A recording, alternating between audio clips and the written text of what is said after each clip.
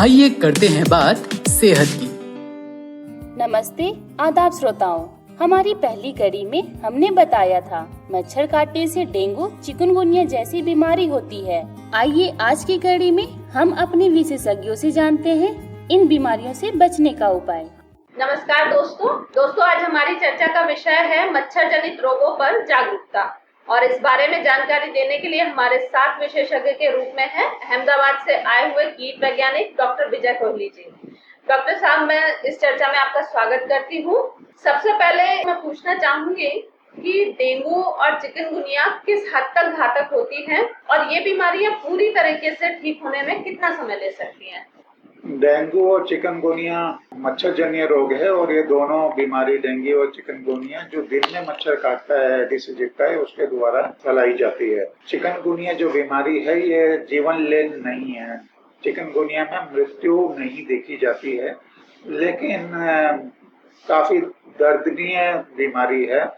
जोड़ों का दर्द अस्थायी होता है और बहुत लंबे समय तक, कई बार वर्षों समय तक ये दर्द आपको सहना पड़ता है। हाल के वर्षों में देखा गया है कि चिकनगुनिया में भी जो दर्दियों को कोमॉर्बिड कंडीशन है, जैसे हाइपरटेंशन है, डायबिटीज है, हार्ट की कोई प्रॉब्लम्स है और साथ में उनको चिकनगुनिया है, तो वहाँ पे मृत्यु देखी गई है। बेशक मृत्यु का कारण चिकनगुनिया नहीं है डायरेक्टली, लेकिन तो वहाँ पे मृत्यु हो रही है। रही बात सेकंड डेंगू, मृत्यु दर इसमें 1000 में से 2 या 5 व्यक्ति का मरण हो सकता है। डेंगू अगर हम समय रहते में इसका निदान करें और सारवार करें, और सबसे बड़ी इम्पोर्टेंट बात है कि हम घर में अगर हमें बुखार आ रहा है तो बिना डॉक्टरी सलाह के अगर हम अपने आप इलाज करना शुरू कर देते हैं और अनजाने में एस्प्रिन या ब्रूफेन ले लेते हैं तो कॉम्प्लिकेशंस बढ़ जाती है। इसलिए अगर बुखार आता है तो आप अपने आप से कोई भी गोली ना खाए और निदान करने के बाद डॉक्टर की सलाह अनुसार जब उपचार करेंगे तो मृत्यु होने की संभावना बहुत कम होती है। इसी में बहुत इम्पोर्टेंट पॉइंट मैं आपको बताना चाहूँगा कि अगर आपको बुखार आता है और अगर संभावना लगती है कि डेंगू का सीजन चल रहा है, आजू बाजू में डेंगू का प्रकोप ज्यादा है, तो आपको काफी ज्यादा प्रभावी शरीर में लेना चाहिए, अर्थात चाय, कॉफी, नारियल छाछ, दाल का पानी, ये दिन में बहुत मात्रा में आपको लेना चाहिए। आपके शरीर हाइड्रेटेड रहेगा तो आपको कॉम्प्लिकेशंस नहीं आएगी।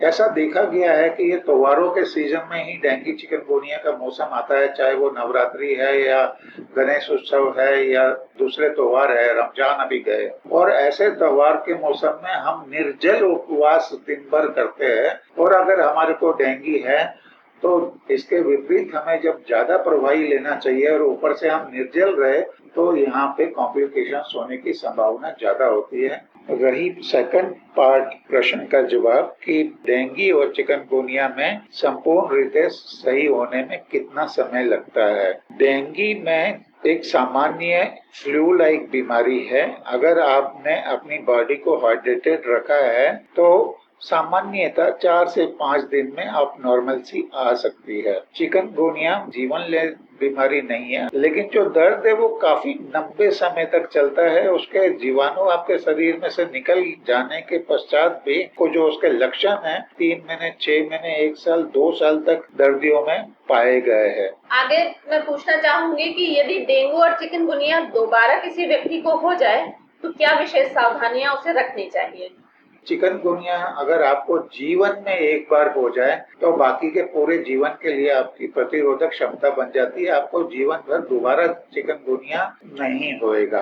रही बात डेंगू की, डेंगू भी आपको जीवन भर के लिए प्रतिरोधक क्षमता प्रदान करता है, परंतु डेंगू 4 प्रकार के होते हैं, डेंगू 1, डेंगू 2, डेंगू 3, डेंगू 4, और हर एक प्रकार की प्रतिरोधक क्षमता अपनी अलग से होती है। अर्थात अगर आपको उदाहरण के तौर पे डेंगू 2 जो इंडिया में बहुत कॉमनली प्रचलित है का इन्फेक्शन हो गया है तो बाकी के आपके बची हुई जिंदगी में डेंगू 2 का इन्फेक्शन आपको नहीं होएगा, क्योंकि आपके शरीर में प्रतिरोधक क्षमता आ चुकी है। परंतु आपको बाकी बचे हुए 3 डेंगू जो है, डेंगू 1, डेंगू 3 और डेंगू 4 का संक्रमण कभी भी लग सकता है। अर्थात एक बार अगर आपको डेंगू हो गया तो बाकी के जिंदगी में भी आपको डेंगू होने की संभावनाएं है। अगर आपको एक बार जिंदगी में डेंगू हो गया है तो आपको सचेत हो जाना चाहिए कि दिन में काटने वाले मच्छरों से आपको बहुत सावधानी रखनी है,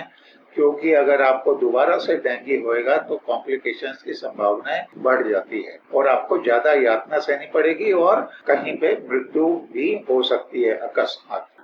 श्रोताओं, आशा करते हैं आपको हमारी आज की यह कड़ी अच्छी लगी होगी और आपके मन में डेंगू चिकनगुनिया से संबंधित जो भी सवाल थे उनका जवाब आपको मिल गया होगा।